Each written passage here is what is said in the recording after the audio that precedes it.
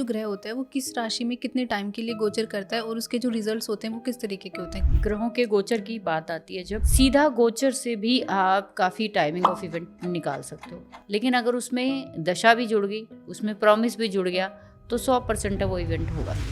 जैसे हम लोग जब पैदा हुए तो एक वो इनसाइट था। मंगल की बात करें तो मंगल 45 डेज लगभग जो है एक राशि में रहता है। बुध जो लगभग 25 से 30 दिन ही जो है वो एक राशि में विचरण करते हैं। कुंभ राशि में मंगल, सूर्य, राहु छठे घर में अपनी जॉब के एरिया में, ध्यान रखिए कुलीग्स के साथ लड़ाई हो सकती। मंगल राहु डिस्प्यूट है। असल में लाल किताब में कहा गया है कि शनि सांप है और शनि का मुंह जो है राहु है और उसकी टेल जो है वो केतु है।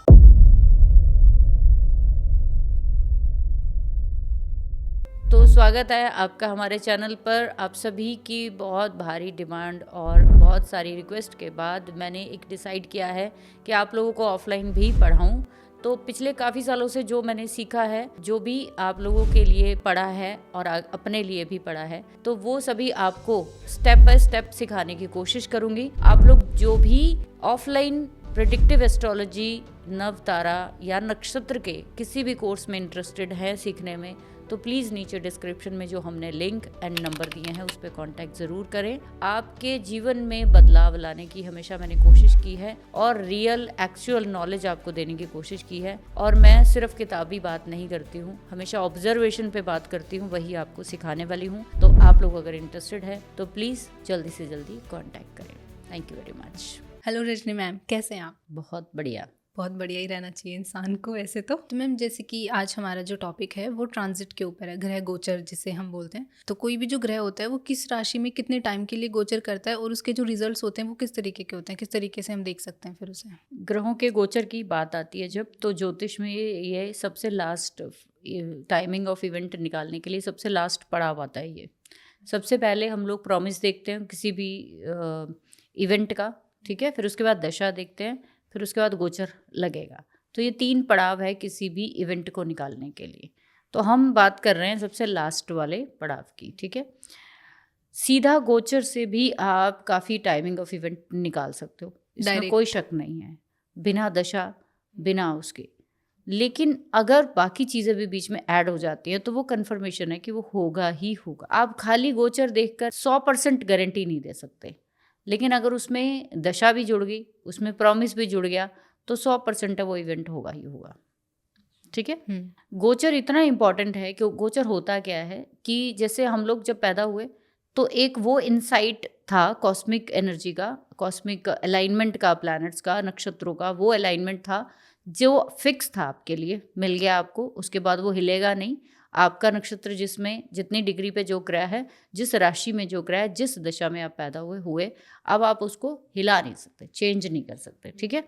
लेकिन गोचर का मतलब है कि जो चलता रहे, कंटिन्यूस चलता रहे, जो रुकता नहीं है। कोई ना कोई जो है मूवमेंट में रहेंगे प्लैनेट, कभी भी रुकते नहीं एक सेकंड भी। अच्छा। जैसे सबसे पहले चंद्रमा की बात करते हैं तो चंद्रमा लगभग एक राशि में, जैसे आप जानते हो कि 12 राशियां हैं हमारी, तो ग्रहों ने भी इन्हीं राशियों में गोचर करना, बिल्कुल राइट। और हर राशि का एक स्वभाव है, एक एलिमेंट है, एक डीटी है, एक सब कुछ उनका अपना है पर्सनल। कोई भी प्लैनेट जब गोचर के लिए देखा जाता है सबसे पहले हम चंद्रमा को ही कंसीडर करते हैं। चंद्रमा एक राशि में 2.25 दिन के करीब रहता है, ठीक है।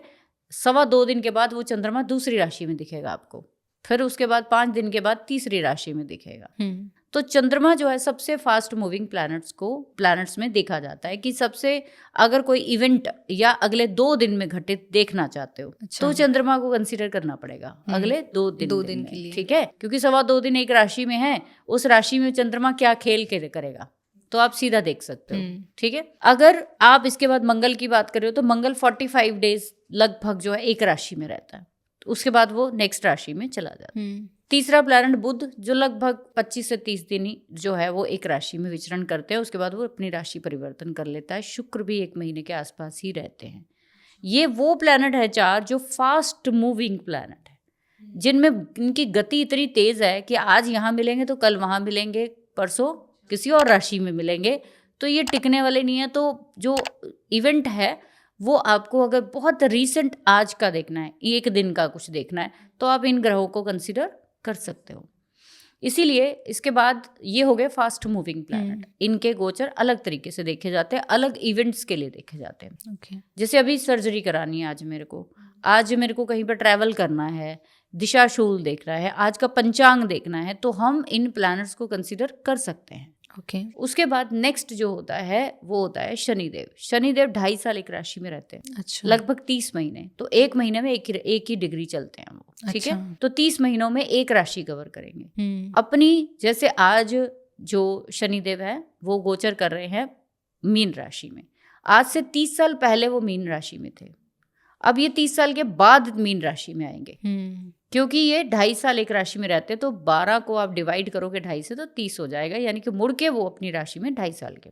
सबसे ज्यादा शनिदेव से डरते इसीलिए हैं लोग, क्योंकि ये जहाँ पे जाते हैं सबसे ज्यादा टाइम बिताते हैं, दशा के अकॉर्डिंग भी और इनके गोचर के अकॉर्डिंग भी। तो ये जहाँ आ गए 2.5 साल के लिए, वहाँ फिक्स हो गए। ठीक है, इसके बाद नेक्स्ट प्लैनेट आते हैं राहु। राहु जो है वो 18 महीने के लिए एक राशि में रहते हैं। 18 साल के बाद मुड़ के वो अपनी राशि में आते हैं।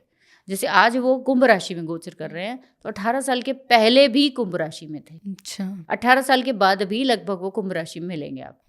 ठीक है, इसीलिए हम जब राहु शनि को देखते हैं ये स्लो मूविंग में आते हैं। तीसरा प्लैनेट हमारे आते हैं गुरुदेव। गुरुदेव जो है वो भी बृहस्पति जिनको हम बोलते हैं, वो भी 1 साल के लिए एक राशि में रहता है। तो 12 राशियां 12 साल में साइकिल कंप्लीट एक व्यक्ति का, यानी एक राशि में 1 साल ही रहना है।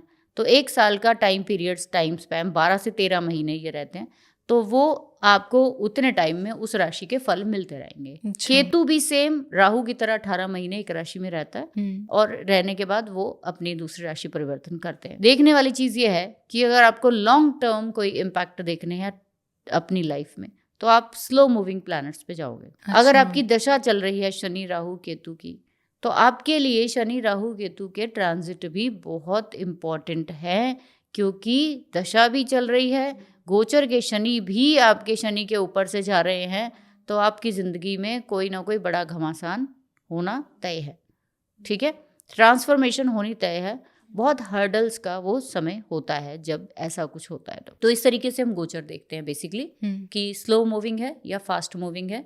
तो फास्ट मूविंग जल्दी जल्दी असर दे देंगे, तो स्लो मूविंग लंबा टाइम आपको वहाँ पे संघर्ष का सामना करना पड़ सकता है। हम कोई टाइमिंग ऑफ इवेंट देखते हैं अंजलि, तो उसमें पर्टिकुलर एक राशि से कोई भी चीज़ कंसीडर नहीं होती, पहली बात। लेकिन अच्छा। जैसे मैंने बोला कि गोचर बहुत बड़ा खेल कर देते हैं। हाँ। कई बार दशा के बिना भी कर देते हैं और बिना प्रॉमिस के भी उस भाव पे कर देते हैं। अगले 2 से 3 दिन में मंगल जो है वो कुंभ राशि में प्रवेश करने जा रहे हैं। अच्छा। कुंभ राशि में ऑलरेडी जो है 3-4 प्लैनेट है, मंगल देव भी आ गए। अच्छा। ठीक है, वहां पे मंगल राहु अंगारक योग, ठीक है, मंगल सूर्य इकट्ठे हो जाएंगे। हाँ। वहां पे ऑलरेडी जो भी प्लैनेट है वो यहाँ पे ना एक कंजक्शन ऐसा बन रहा है जो कि आपकी लाइफ में इनकम को लेकर एक बड़ी, जो मैं कहूँगी कि ट्रांसफॉर्मेशन ला सकता है या कोई बड़ा कुछ बड़ा कर सकता है।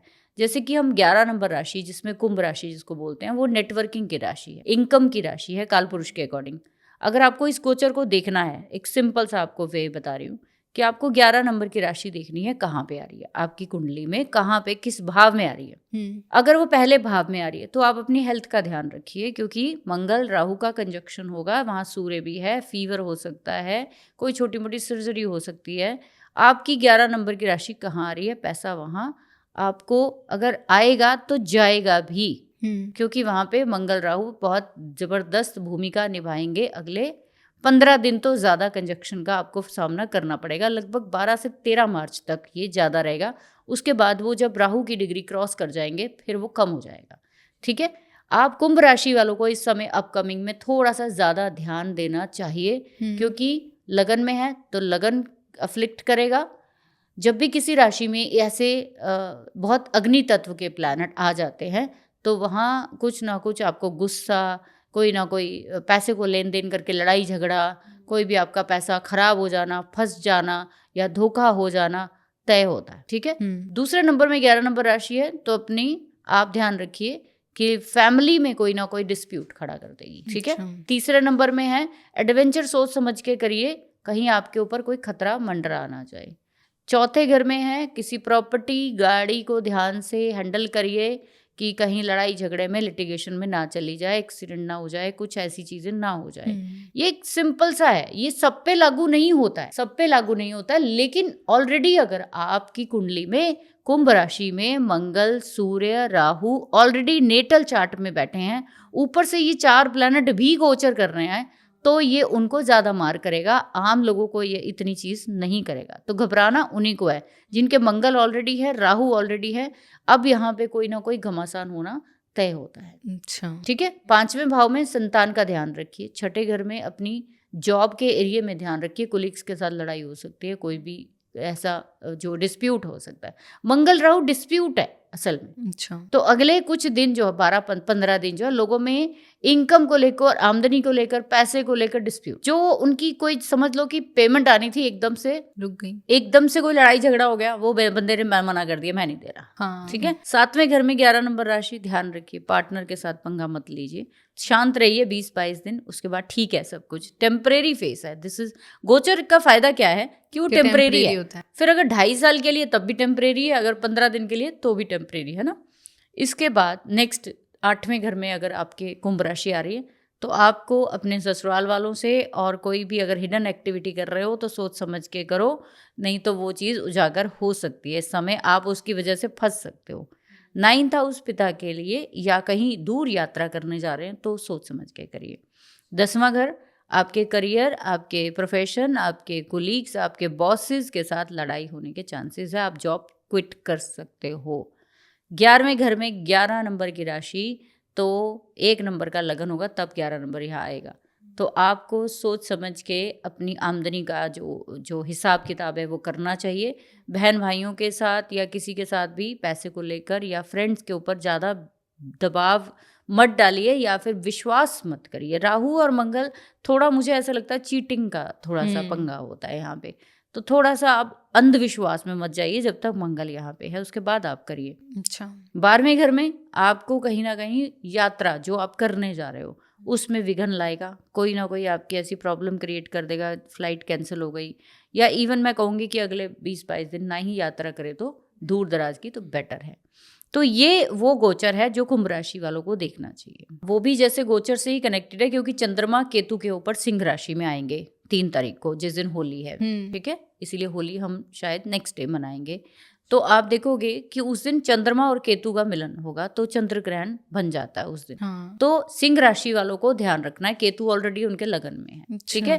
अब यहाँ भी सेम आपने देखना, जैसे मैंने आपको 11 नंबर राशि का बताया ना, ऐसे ही आपको 5 नंबर राशि को देखना है कि ये ग्रहण आपके किस भाव में लग रहा है। ये सिर्फ ग्रहण 2 दिन की बात है। ठीक है, सिर्फ 2 दिन की बात है। इमोशनल स्ट्रक मत होइए, बहुत ज़्यादा ट्रॉमा में मत आइए, फोबिया में मत आइए, डरिए मत, घबराइए मत। इनके लिए आप सिर्फ और सिर्फ भगवान शिव की शरण में जाइए। और एंड में मैं आपको एक मास्टर रेमेडी सबको दूंगी। गोचर या किसी भी तरह की कोई भी प्रॉब्लम है, आप उसको करना शुरू करिए, आप देखना कि वो चीज़ आपको कैसे बाहर लाती है। ठीक है। तो इसलिए ग्रहण भी जो है वो 3 तारीख को जब लगेगा, तो वो सिर्फ पर्टिकुलर 1-2 दिन के लिए होता है। उसी टाइम पीरियड में लोग गलत काम बहुत ज़्यादा करते हैं, अपने आप को नुकसान पहुंचाते हैं, परिवार को नुकसान पहुंचाते हैं, पैसे को नुकसान पहुंचाते हैं। बस वो एक दिन तभी मेडिटेशन, पूजा पाठ, दान पुण्य, स्नान के लिए रखा जाता है, ताकि आपका दिमाग जो है वो डाइवर्ट हो जाए वहाँ से।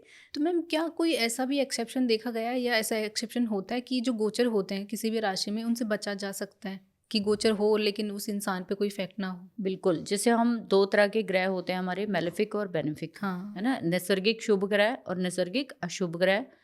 तो नैसर्गिक शुभ ग्रह में सबसे बड़ा नाम आता है बृहस्पति देव का। ठीक है, गुरु जिसको हम बोलते हैं। गुरु ऐसे ही नहीं बोलते, गुरु के शरण में जाके सब चीज़ें हमारी नलीफाई हो जाती हैं, है ना। हम बोल ही नहीं पाते, वहाँ पे जवाब ही नहीं दे पाते। वो जैसे कहते हैं हम सर झुका लेते हैं, जैसे हम किसी धार्मिक जगह पे जाते हैं तो हम वहाँ कुछ बोलते थोड़ी ना। हाँ। हमारा ऑटोमेटिकली सब चीज़ें जो है वो ऐसे लगता है कि सब सुन रहा है वो, है ना। ऐसे ही जो बृहस्पति देव की दृष्टि है 5वीं, 9वीं, 7वीं, अगर कहीं आपके गोचर के ग्रह की पड़ रही है, तो गोचर के ग्रह जो बृहस्पति आप अभी जैसे ट्रांजिट कर रहे हैं 3 नंबर में। अच्छा। ठीक है, मिथुन राशि में। मिथुन राशि में गोचर करते हुए वो 7 नंबर में दृष्टि डाल रहे हैं, वो 9 नंबर में दृष्टि डाल रहे हैं और वो 11 नंबर में दृष्टि डाल रहे हैं। अच्छा। 3 दृष्टियां। इसका मतलब मिथुन राशि के 5वें भाव में, 7वें भाव में, 9वें भाव में जितने मर्जी आते रहे ग्रह, जाते रहे, गुरु यहाँ पे उनको संभाल के बैठे हुए हैं। किसी भी टाइप का गोचर हो कोई फर्क नहीं पड़ेगा। यस, नहीं फर्क पड़ेगा, बट आपको वहां से निकलने का रास्ता भी ये गुरु देंगे। अच्छा, वो आपको एक ब्लेसिंग दे रहे हैं कि आप चिंता मत करिए, मैं बैठा हूँ, मैं देख रहा हूँ। यही काम गुरु का होता है। तो इसका मतलब कोई ना कोई गाइडेंस आपके पास जरूर आएगी इस भावों में। अगर आपके कोई ग्रह बैठे हैं या ये गोचर हो रहा है मान लो, तो वो आपको उस भाव में कोई ना कोई डेफिनेटली 100% कोई ना कोई गाइडेंस जरूर आएगी। तो गुरु गोचर के हों या फिर नेटल चार्ट के हों, ये जहाँ भी दृष्टियाँ डालते हैं वहाँ पे आपकी अलाइनमेंट होनी तय होती है, वहाँ पे आपका सोल्यूशन जरूर निकलेगा। मैम जैसे अभी थोड़ी देर पहले आप बता रहे थे कि जो चंद्रमा होता है वो सबसे फास्ट मूविंग प्लैनेट होता है और उसका गोचर ज़्यादा दिन तक वैसे रहता नहीं है किसी की राशि में, लेकिन अगर फिर भी हो रहा है तो उसके क्या क्या परिणाम हो सकते हैं और क्या क्या एक इंसान को झेलना पड़ सकता है उस गोचर के दौरान? जब भी चंद्रमा का गोचर, जैसे मैंने बोला कि 2.25 दिन जो है वो एक राशि में रहता है, तो 27 दिन में, लगभग 27 से 28 दिन में ये अपना जो साइकिल है पूरा 12 राशियों का कवर कर लेता हो जाता है। शायद आप नहीं जानते हो कि चंद्रमा और मंगल का गोचर, जब भी आपके नेटल मंगल को गोचर का चंद्रमा ट्रिगर करता है तो आपके पीरियड्स आते हैं उस दिन। अच्छा, ये 27 दिन का 28 दिन का साइकिल होता है। ठीक है, चंद्रमा मोस्ट इम्पॉर्टेंट है, फास्ट मूविंग है, इस पे लोग ज्यादा ध्यान नहीं देते कि चंद्रमा है तो 2 दिन में निकल जाएगा, क्या घबराने। मैं भी कहती हूँ घबराने की जरूरत नहीं है, बट होता क्या है कि चंद्रमा आपके मन का कारक है, कंफर्ट है, लगन से। और आपके नेटल चंद्रमा से जो गोचर का चंद्रमा है, जब भी 6, 8 और 12 से गोचर करेगा, उस दिन जो है आपको कुछ नहीं करना चाहिए, कोई रिस्क नहीं लेना चाहिए जिंदगी में। ये 2.5 दिन, ये 2.5 दिन, तो 2.5 दिन कौन से हो गए? छठे घर में रहेगा, 2.5 दिन वो 8वें घर में रहेगा, 2.5 दिन ही वो 12वें घर में रहेगा। अच्छा, इन दिनों में जितना हो सके लोगों की सेवा करिए। नहीं करोगे तो वैसे भी करनी पड़ेगी आपको, करवाएगा चंद्रमा, वो करा देगा आपको, इतना डिप्रेस कर देगा कि आपको कॉम्प्लेक्स कर देगा अपने अंदर कि मैं जी क्यों रहा हूँ, मैं कर क्या रहा हूँ। मैं हमेशा कहती हूँ अगर आपके सामने क्लाइंट बैठा है और अगर उस दिन उसका चंद्रमा अष्टम में गोचर कर रहा है, वो रो देगा आपके सामने। अच्छा, और बहुत बार मैंने देखा ये कि वो पर्सन भरा हुआ आता है, मुझे सिर्फ एक बात करने की जरूरत है, वो टप टप टप टप आंसू जो है उसके ऐसे गिरने शुरू होते हैं, भरा हुआ है। आपका 6 से 12 से जब चंद्रमा गोचर करेगा, आपको ध्यान रखना चाहिए, आपको सर्विस करनी चाहिए उस दिन। किसी भी जगह की सर्विस करो, चाहे हॉस्पिटल हो, पार्क हो, गरीब हो, जैसे भी सर्विस करना चाहते हो वैसे करो। वो 2 दिन अगर आपने सर्विस की तो आपका जो मानसिक स्तर है वो बहुत ऊपर उठ सकता है। और वही जो 2 दिन आपके होते हैं तो उस समय आपका मानसिक स्तर नीचे गिरा हुआ होता है, आप सोच नहीं पाते उस दिन, आप अपने आप को कॉम्प्लेक्स फील करते हो, आपके अंदर बहुत तरह के कॉम्प्लेक्सेस आते हैं उन 2 दिनों में। जितने लोग भी अंजलि गलत काम करते हैं जिंदगी में, चाहे वो खुद को नुकसान पहुंचाना हो किसी फॉर्म में भी, खुद को मारना, कई लोग आपने देखा होगा, खुद को टॉर्चर भी करते हैं, टॉर्चर करना खुद को, इन्हीं दिनों में सबसे ज्यादा करते हैं। या नेटल के जिनके चंद्रमा 6 से 12 में बैठे हैं, वो लोग अपने आप को मानसिक पीड़ा बहुत देते हैं। अच्छा, वो लोग जो है अगर ये गोचर में तो 2-2.5 दिन के लिए आ रहा है, हाँ, इसीलिए मैंने बोला आप सर्विस में चले जाओ।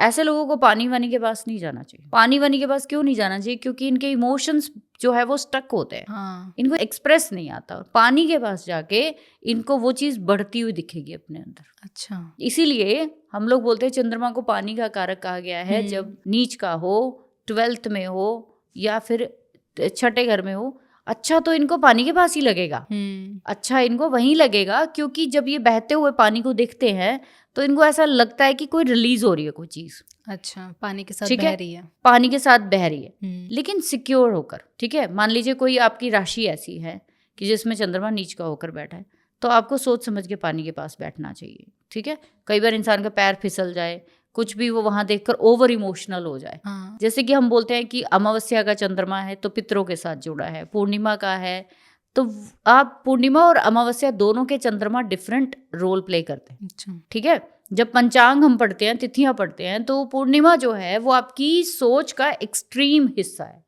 एक्सट्रीम होती है सोच की उस दिन।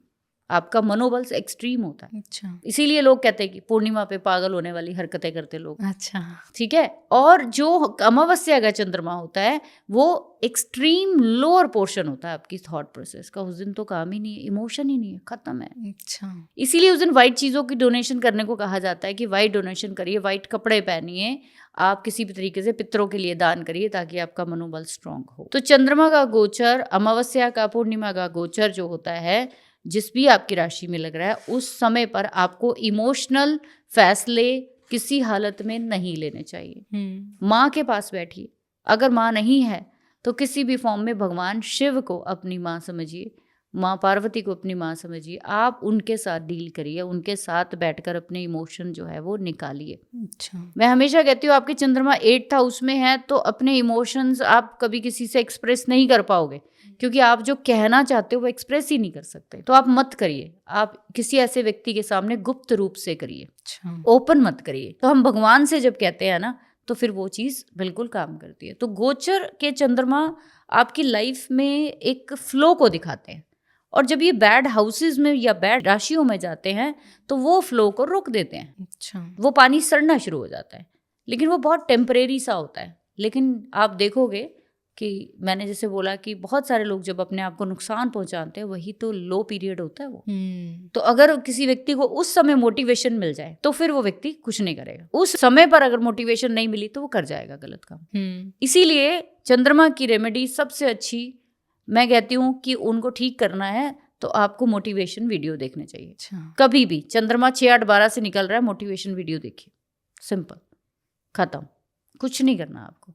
आपका मोटिवेशन ही नहीं है ना, खत्म हो गया। हाँ तो आप जब देखोगे तो आपको अच्छा लगेगा, हाँ मैं भी कर सकता हूँ, ठीक है। अच्छा तो चंद्रमा का गोचर बहुत कुछ आपको बता के जाता है, दे के जाता है। मैम जैसे अभी आप थोड़ी देर पहले राहु केतु शनि की बात कर रही थी कि ये सबसे स्लो प्लेनेट हैं, तो इनका गोचर भी काफ़ी टाइम तक रहता है एक राशि में, तो इनको तो फिर जो नेगेटिव इफेक्ट्स होते होंगे वो भी बहुत ज़्यादा देखने को मिलते होंगे।